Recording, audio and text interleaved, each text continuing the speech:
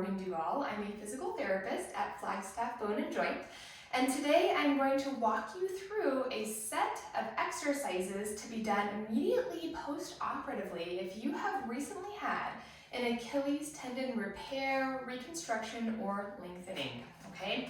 So you have most likely been given a list of exercises that looks something like this. If you do have this list, it would have been given to you by a physical therapist at Flagstaff Bone And Joint or possibly by our foot and ankle surgeon, Dr. Gorman. You can look through this list and follow along, all right? So if you have recently had an Achilles surgery, you're most likely at this time non-weight bearing in a cam boot, just like this one. So you are possibly ambulating with crutches, maybe with a walker, you may be on a knee scooter. But what's very important about this time is that you give your Achilles tendon time to heal. So you are not to put any body weight onto that foot at all right? All of the exercises here are non-weight bearing. You'll complete all of them in either a sitting or a side lying position. And you will not be putting weight on your foot while you're doing these exercises. A little bit when you're doing the ball rolling, but certainly not your entire body weight, okay? You will need a few things as you go through these exercises. You will need a towel. I have just a bath towel, which will work. You can also use a washcloth, a kitchen towel, a hand towel, anything like that should work. And also a little ball, just like this one. You may be using a lacrosse ball, a tennis ball. I'm using a therapy ball. Therapy ball is actually my pick because it is a little bit softer than the lacrosse ball, but a little bit harder than the tennis ball. So it doesn't hurt so much like the lacrosse ball does when you roll your foot on it, but it also isn't so soft like the tennis ball, so it does allow you to get into some of those restricted areas on the bottom of your foot. Okay. Let's get moving. We will not be starting with the ball or the towel. The first thing that you're going to do is remove your boot. All right, so go ahead and take that boot off. You should already be in a seated position. Okay, so boot is off. Very carefully remove the boot and just place it out of your way, okay? So from here, you'll place your foot on the ground. Flat, solid, no problem, okay? If the floor is a little bit too hard, you can always put the towel underneath your foot as well. The first exercise that we are going to do is called toe yoga. Now this is all about getting your toes and your midfoot moving. It's going to be a little bit difficult at first most likely, but I have faith in you, you can do it. So for toe yoga, you will actually keep your big toe down and lift the other 4 toes up. You will then put the other 4 toes down and lift the big toe up, just like this. Now, if you're struggling, if this is a little bit tough, you can actually use your hand to help. Hold the big toe down, lift the other toes up, and hold the other toes down and lift the big toe up actively. Okay, so back and forth, swapping which toe or toes are up. We're going to do 10 repetitions of this exercise together. All right, so let's go. 1, 2, big toe up, other toes down, and then switch. 3, switch. If this is hard, don't worry. This is more about getting the little muscles on the bottom of your foot working than it is about how high you can get your big toe, okay? I think we're at 6. Last count there a little bit. 7. Good. 8. We have 2 more to go. 9. Remember, you can always use your hands to help if you need. And then last one, 10. Okay. Nicely done. Relax those toes. The next exercise is also a toe exercise. It's called toe series, abduction and adduction. It's the second one on your list here. Okay, so for this one, you're going to be spreading your toes apart and bringing them back together. I recommend lifting your toes up to spread them. If you keep your toes down on the ground and try to spread them, the floor kind of stops you and gets in your way. So sitting up nice and tall, lift all of your toes up and try to spread them apart like I'm doing right now, and then bring them back together. This one's tough too. You can always use your hands to help, kind of pull those toes apart and then try to hold them apart and then back. Okay, let's do 10 of these together. Lift the toes, spread 1. Lift the toes, spread 2. Lift the toes, spread 3. This one's tougher than it looks, right? Lift the toes, spread 4. Really just try to splay the bottom of your foot out. Spread those toes. 5.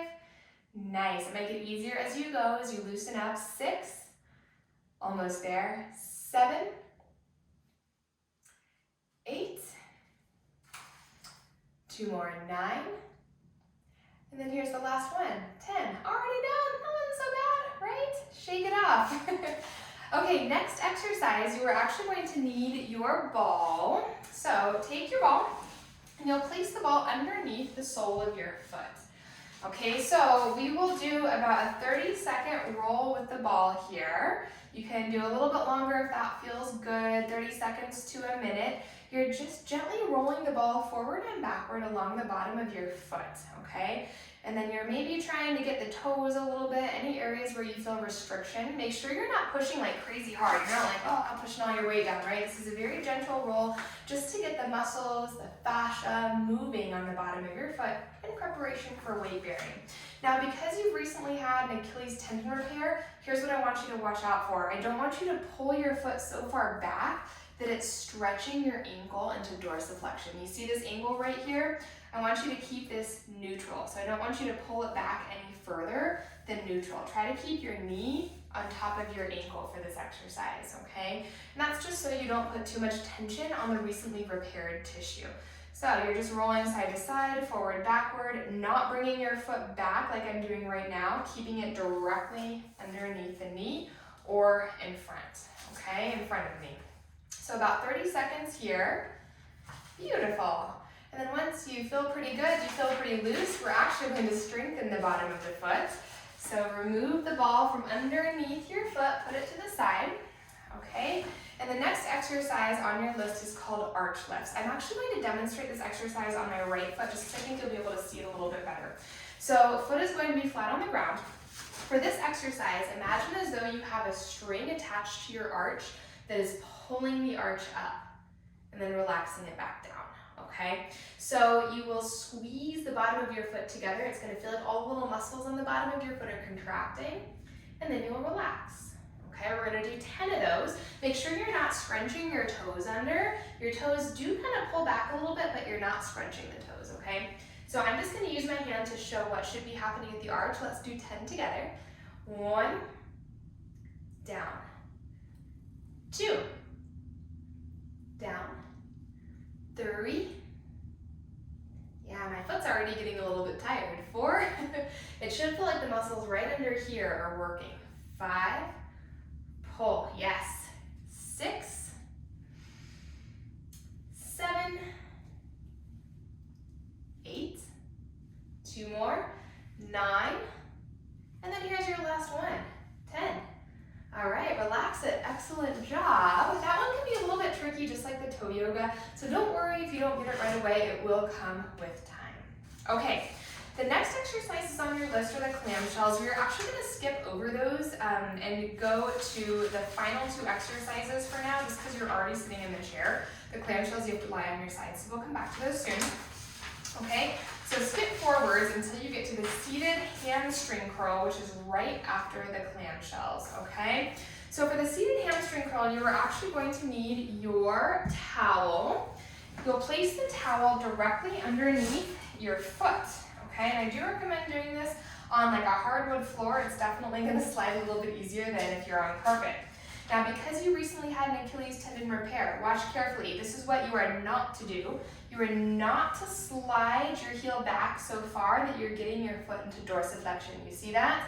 I want you to keep your knee directly on top of your ankle or keep your ankle in front of your knee. Okay, so we are not sliding it back. That's going to put too much tension on the repair. The knee should be directly over the ankle, okay? So from here, we're going to slide forward. You might even feel a stretch through the top of your foot, that's okay. And then slide back, stopping at the line of the knee. Let's do 10 of them. This is number 2. Bring it back. Number 3. Bring it back. Number 4. Back. 5. You may feel a little stretch. Try to keep the ball of your foot down onto the towel. Don't let this happen, right? Pull it back. 6. Pull it back. 7, pull it back. 8, pull back. 9, pull back. And last one, 10, and pull back. Excellent work. Okay, we're all done with that one. Next exercise, you'll scoot your butt back in the chair a bit. If you're short like me, your feet might dangle. If they don't worry about it, not required. This exercise is called the long arc quad. Now this exercise is intended to engage your quadricep muscle here, which is super important when you go back to weight bearing. Right now you're non-weight bearing. This muscle isn't really doing much work, and so it's atrophying, right? It's getting weak. Important to strengthen it because it is a major stabilizer of your knee. Super important to have a strong quad for stability down the chain to your ankle. Okay, so sitting nice and tall in your chair, you'll kick your legs straight, squeeze your quad, and then slowly bend it back. That's one. Let's do it again. Squeeze, squeeze, squeeze, squeeze. Two, make sure that you're not flexing your ankle as you're doing this. So right now I'm going to do what you're not supposed to do, right? Don't pull the ankle back. It should just be nice and neutral. That's three. Four, and again, that's because we don't want too much tension on the Achilles repair. Five, so nice neutral ankle. Just let the ankle hang out. This is all about the quad. Six. 7, 8, 2 more, 9, and here's your last one, 10. Excellent work, not too bad, right? Okay, we still have the clamshells. Now for the clamshells, I'm going to demonstrate them on the floor for simplicity's sake. I do not recommend that you get down on the floor to do this exercise immediately post-operatively. I recommend that you lie on your side, either on your couch, possibly on your bed. So if you need to pause the video and go get set up, that's totally fine. Make sure you put your boot back on, use your crutches, your walker, or your knee scooter to get over to the couch or the bed. Get comfortable, take the boot off again, lying down on your non-operative side with your operative side up. All right, so take a moment, pause the video if you need to, and then we will get going with the clamshells next. I'm going to shimmy down onto the floor here because I did not just have surgery, and so it's pretty easy for me to do. I'm gonna get my chair out of the way and lie down on my right side. So I'm demonstrating as though my left side is my operative side. Okay, so you'll lie down on your side. You can even use your hand to support your head. Knees are gonna be bent. Hips are stacked, knees are stacked, ankles are stacked, okay? And what's super important for the clamshells is that you don't let your hips roll back like this. Imagine as though there's a post going through your hips that's holding your hips steady and stable, okay? Now there are 4 clamshells. We're gonna go through them one at a time. Number 1, you keep your ankles touching, you separate your knees, and bring them back together. All right, let's do it. Are you ready? That was 1. 2, it does not matter how high up your knee goes. What's more important here is squeezing your glutes and keeping your hips stacked. Yes. Number 5. Number 6, so what you're not going to do is this, right? You're not going to roll back. Number 7. Number 8. Number 9, one more. Number 10. Whew, okay. We have 3 more to do, 3 more versions of the clamshell. Version number 2, knees stay touching. You're actually going to internally rotate your hip and separate the ankles, all right? So that's 1. 2, try to point your knee down to the ground. 3, you should feel a little bit of a burn right here on the outside of your hip. 4, 5, 6, 7, this is targeting a muscle called the gluteus medius, which is right here where my hand is. 2 more, 9, and then here's your last one, 10. Excellent. Were those easy? Well, the next 2 are not, so get ready for it. So the next 2 exercises are that same motion where you're internally rotating at the hip, but the starting points are different. So clamshell number 3, you separate your knees and your ankles, and this is your starting point, okay? You will rotate your hip inwards, tap your knees together, and then come back. What it's not is this. It's not a knee clap, it's a rotation. So the heel actually goes up. That's 1, 2, 3, good. 4, this one's hard, isn't it? You should really feel a burn right here on the side of your hip. 5, 6, 7, almost done. I'm definitely feeling the burn. I don't know about you guys. 8, whew, 9, and then 1 more, 10. Okay, take a break. We have 1 more clamshell to do. It's the same motion with your knee as clamshell number 2 and clamshell number 3, but this time your starting position is different. You'll separate your knees and your ankles and bring your knee back into the same plane as your hip right here, okay? So lying on your side, knee is in the same plane as your hip. You will rotate your knee down and in. Try to tuck your top knee behind your bottom knee, and then bring it back up. Yeah, try to keep the knee and the hip in the same plane. Don't let the hip roll back, okay? So let's go for it. This is 1, 2, 3, almost done.